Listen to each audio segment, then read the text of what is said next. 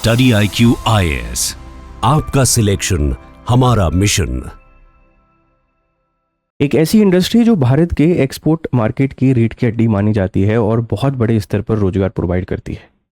इसके पीछे अब अमेरिका के राष्ट्रपति डोनाल्ड ट्रंप पड़े हुए हैं और डोनाल्ड ट्रंप ने धमकी दी है कि जो जेनरिक दवाएं भारत से आती हैं, हालांकि भारत का नाम नहीं लिया है, लेकिन उन्होंने बोला है कि जो भी जेनरिक मेडिसिन कहीं से भी आ रही हैं उन पर 200% टैरिफ हमको लगाना है। अभी 0 है, फिर पहले इसको 100% करेंगे, फिर इसको 200% करेंगे।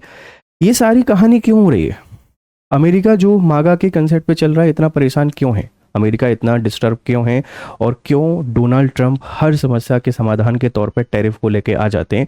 एक बहुत ही इंटरेस्टिंग न्यूज़ है। अमेरिका की इंटरनल अनस्टेबिलिटी के बारे में आपको समझने को मिलेगा। ये भी समझने को मिलेगा कि ये जेनरिक दवाओं पर इतना टैरिफ क्यों, इसके पीछे वजह क्या है। और एक बहुत ही इंटरेस्टिंग आपको बात बताऊं, एक बहुत बड़ा ब्लफ है ये डोनाल्ड ट्रंप के लिए। वो इसको एक पॉजिटिव की तरह सोच रहे हैं, लेकिन ये बहुत नेगेटिव रहेगा ट्रंप के लिए। कैसे रहेगा, ये ढेर सारे एंगल को आज एनालाइज करने की कोशिश करेंगे। आज का अपना टॉपिक है इंडिया US रिलेशन में, और जानने की कोशिश करेंगे कि ट्रंप बार बार टैरिफ की धमकी दे रहे हैं, उसके बाद भी भारत क्यों रिप्लाई नहीं करता है, और क्या US ट्रेड डील के बिना इंडिया सर्वाइव नहीं कर पाएगा। ऐसे ढेर सारे सवाल हैं। मेरा नाम है गौरव शर्मा और आपसे IR के बहुत इंपॉर्टेंट टॉपिक को डिस्कस करते हैं। आज खबर है अमेरिका की, चलिए समझने की कोशिश करते हैं।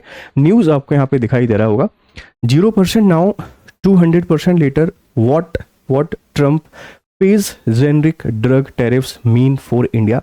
अभी 0% लग रहा है, अगले साल तक इसको 100% करना है, फिर 200% करना है। और इसके पीछे वजह क्या बताते हैं ट्रंप साहब? इसके पीछे वजह बताते हैं कि हम चाहते हैं कि सारी की सारी जो कंपनियां हैं, अगर किसी भी जेनरिक ड्रग का प्रोडक्शन करना चाहते हैं अमेरिका में करें। क्यों करें साहब अमेरिका में? वजह देते हैं कि यहाँ के लोगों को रोजगार मिलना चाहिए। जो इंफ्रा कहीं और बन रहा है वो इंफ्रा अमेरिका में बनना चाहिए, और यहाँ की कंपनियां जो प्रोडक्ट को बना रही हैं उन कंपनी के प्रोडक्ट की मार्केट में डिमांड ज़्यादा होनी चाहिए, और इसीलिए हम इस पर टैरिफ लगाने जा रहे हैं। लेकिन ट्रंप साहब एक गलती कर जाते हैं समझने में। ये जेनरिक दवाएं, और जेनरिक दवाओं को आप सब लोग जानते हैं कि जब पेटेंट कंप्लीट हो जाता है, जैसे कोई कंपनी जिसने किसी ड्रग को इन्वेंट किया, उसका पेटेंट लिया, तो उसको बनाने का अधिकार उसी को होता है। लेकिन पेटेंट की अपनी एक अवधि होती है। अवधि कितनी होती है आप मुझे बताना कमेंट बॉक्स में। उसकी पूरी होने के बाद कोई भी उसके जैसा ड्रग्स बना सकती है, उससे मिलता जुलता, सिमिलर नहीं दिखना चाहिए, कलर रंग थोड़ा अलग हो सकते हैं, प्रोडक्ट या क्वालिटी सेम ही रहती है। तो ऐसे ड्रग को आप लोग क्या कहते हैं? जेनरिक ड्रग कहते हैं। अब दवाइयों को बनाने में बहुत खर्चा नहीं आता है।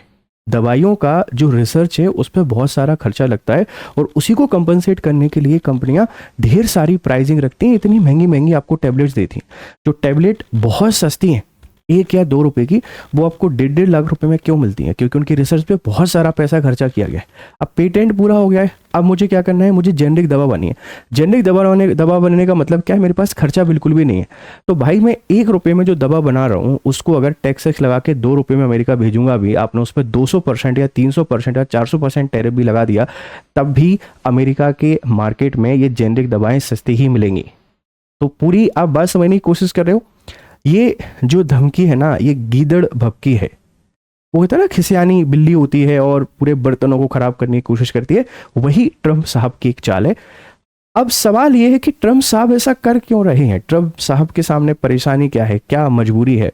मजबूरी इतनी बड़ी है कि इंडिया US के रिलेशन को पिछले 1 साल से ज़्यादा का समय हो गया है, तब से खराब करके बैठे हुए हैं ट्रंप। जो इंडो पैसिफिक रीजन में इंडिया उनके लिए वो नीड और डीड है, आप उसको छोड़ नहीं सकते, फिर भी रिश्ते खराब करने पे उतरे हुए हैं। वजह क्या है? वजह बहुत इंपॉर्टेंट है, और उस वजह के कारण देश में प्रोटेस्ट हो रहे हैं, लेकिन सरकार फिर भी उन्हीं के लिए काम कर रही है। वजह को मैं आपको समझाने की कोशिश करता हूं। वजह है ये वाली कहानी, आप इस इमेज को देखिए। इंडिया और US के बीच में एक ट्रेड डील होनी है, लेकिन ये ट्रेड डील पेंडिंग में है। पेंडिंग में क्यों है? क्योंकि ट्रंप साहब चाहते हैं कि उनका जो एग्रीकल्चर का मार्केट है उसको इंडिया में डायरेक्ट एक्सेस दे दिया जाए, और इंडिया में जो सब्सिडी वगैरह दी जाती हैं उनको ख़त्म कर दिया जाए, जिससे इंडिया का एग्रीकल्चर मार्केट US के मार्केट से कंपटीशन नहीं कर पाए। लेकिन भारत सरकार जिद्दी है। अड़ी हुई है अपने फैसले पर कि अपने किसानों की सुरक्षा, रक्षा और मान सम्मान से हम खिलवाड़ नहीं करेंगे, भले हमको बिना ट्रेड डील के रहना पड़े। इसका नेगेटिव इम्पैक्ट है, लेकिन उस नेगेटिव इम्पैक्ट को काउंटर करने के लिए हम अपनी ट्रेड पॉलिसी को डाइवर्सिफाई कर रहे हैं, डिप्लोमेटिक टाइज को डाइवर्सिफाई कर रहे हैं, एनर्जी सिक्योरिटी को डाइवर्सिफाई कर रहे हैं, हम जो FTA है ये साइन कर रहे हैं, लेकिन आपके आगे झुकेंगे नहीं। और हमारी सबसे बड़ी ताकत क्या है? हमारा मौन। आपको जितना बिलबिलाना है बिलबिलाते रहिए, हम एक शब्द भी यहाँ पर नहीं बोलेंगे। तो जिन लोगों को लगता है कि सरकार किसानों के फेवर में काम नहीं कर रही है, मैं आपको बता दूं, इस ट्रेड डील को साइन होने में सिर्फ कुछ सेकंड का समय बाकी है।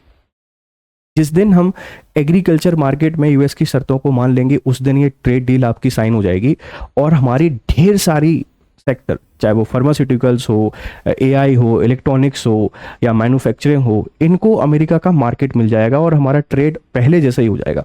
लेकिन किसानों के फेवर को, किसानों के हित को बचाए रखने के लिए सरकार इस पर बिल्कुल भी फोकस नहीं दे रही है कि हम तब तक साइन नहीं करेंगे जब तक आप हमारी शर्तों को नहीं मानोगे, आपकी शर्तों पर तो काम नहीं करेंगे।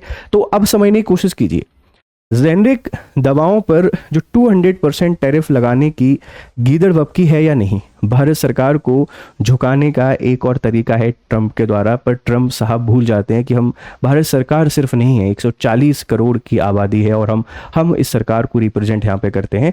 हर किसी ऐसे एरे गरे ट्रंप की बातों में तो नहीं आएंगे। मेक अमेरिका ग्रेट अगेन का कंसेप्ट आपको जो करना है करते रहिए, ग्रेट अगेन नहीं, बर्बाद अगेन लेकिन आपने जरूर यहाँ पे कर दिया है।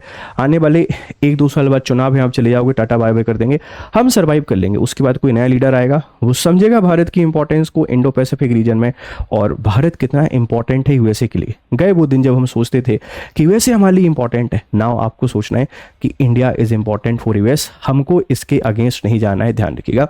तो 200% टैरिफ की धमकी क्यों दे रहे हैं? इसलिए दे रहे हैं, अब ये ट्रंप के लिए बहुत बड़ा ब्लफ हो सकता है। How it can be bluff for Trump, आप समझने की कोशिश कीजिए। भारत पूरी दुनिया में सबसे ज़्यादा जेनेरिक ड्रग को सप्लाई करता है और अमेरिका की जो टोटल ड्रग है, टोटल जो ड्रग सप्लाई है, उसमें 40 से 50% के आसपास कंट्रीब्यूशन भारत का है। ब्लफ कैसे हुआ समझना? अगर ट्रंप साहब टैरिफ बढ़ाते हैं, दवाई महंगी होती है, तो ये किसके अगेंस्ट जाएगा? ट्रंप के अगेंस्ट जाएगा, क्योंकि ट्रंप के पास तो प्रोडक्शन है ही नहीं ना। पूरी दुनिया में फार्मास्यूटिकल्स का हब कौन है? भारत है। यही पूरी दुनिया को 200 से अधिक देशों को हम लोग दवाएं सप्लाई करते हैं। 200 तो UN की लिस्ट में भी नहीं है, तो हम कितने बड़े प्रोड्यूसर हैं, ट्रंप को समझना पड़ेगा। और ये टैरिफ अगेंस्ट जाके ट्रंप को बर्बाद करके रख देगा। ये शायद नहीं सोच पा रहे हैं कि हमारी एक गलती हम पे ही कितना भारी पड़ सकती है और उनके खिलाफ ही उनको अपने देश में प्रोटेस्ट का सामना करना पड़ सकता है। क्योंकि हेल्थ केयर सेक्टर, जिसकी बहुत तारीफें कसीदे पड़े जाते हैं अमेरिका का, वो पूरा का पूरा भारत के जेनेरिक जो एक्सपोर्ट है उस पर डिपेंड करता है। तो टैरिफ लगा के आप हमारे लिए खाई नहीं खोद रहे हो। हमारा 40 to 45% ट्रेड हम आपको करते हैं।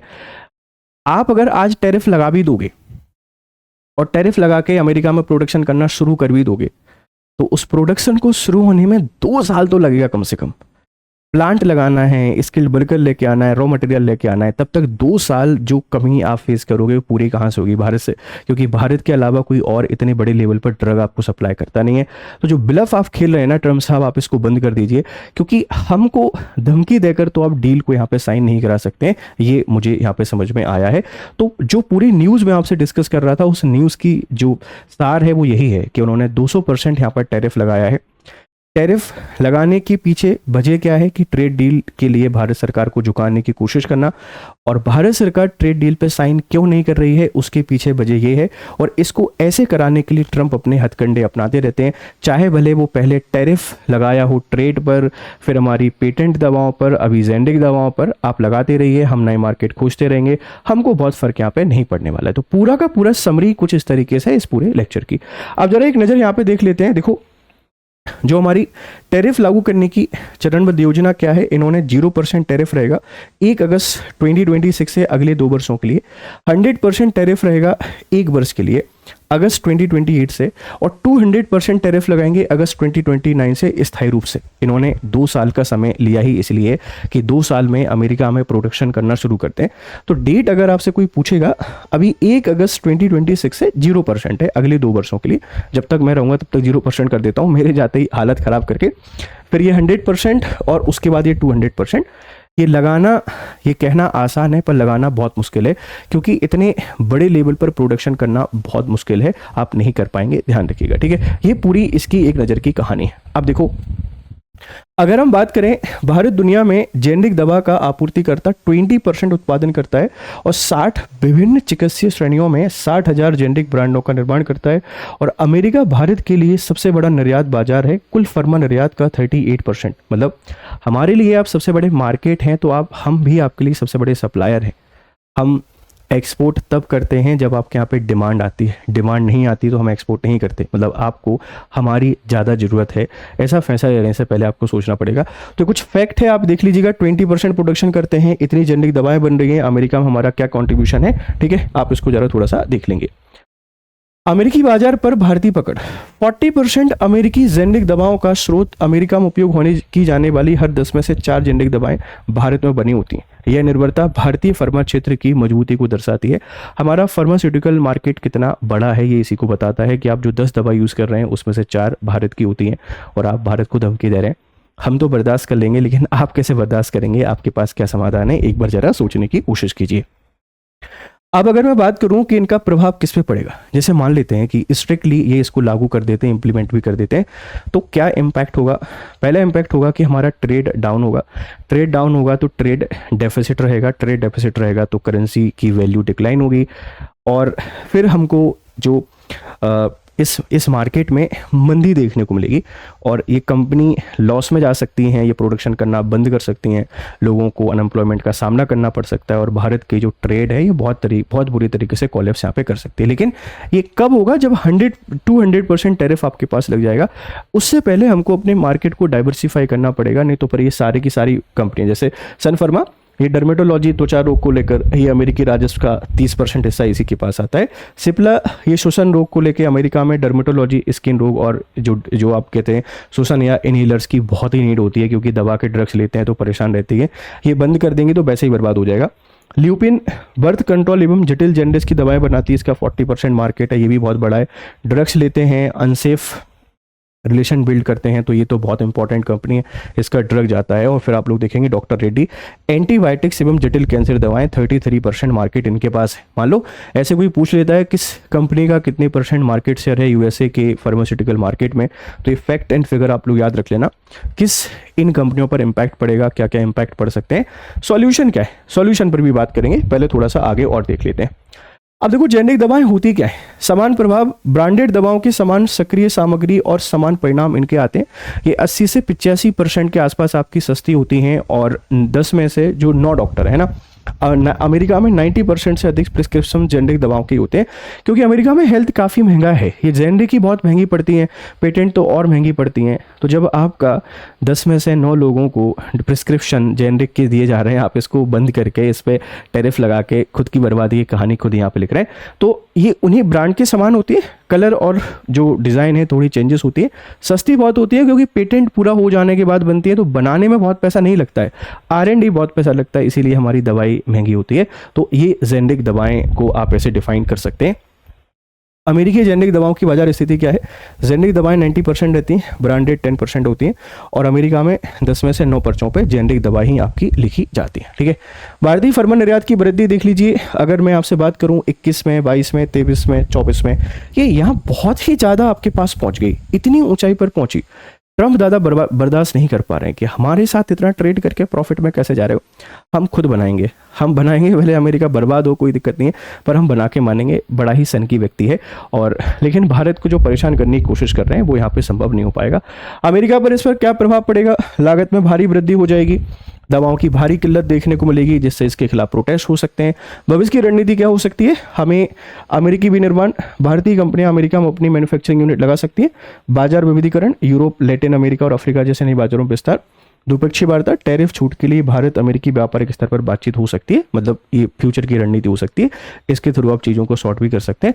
अब आपके लिए बहुत काम की खबर है, अगर आप यूपीएससी की तैयारी कर रहे हैं तो हमारा जो यूपीएससी की तैयारी करने वाला जो हर बच्चा है उस बच्चे के लिए बहुत ही इंपॉर्टेंट अपडेट है। और इंपॉर्टेंट अपडेट क्या है मैं आपको बताता हूँ।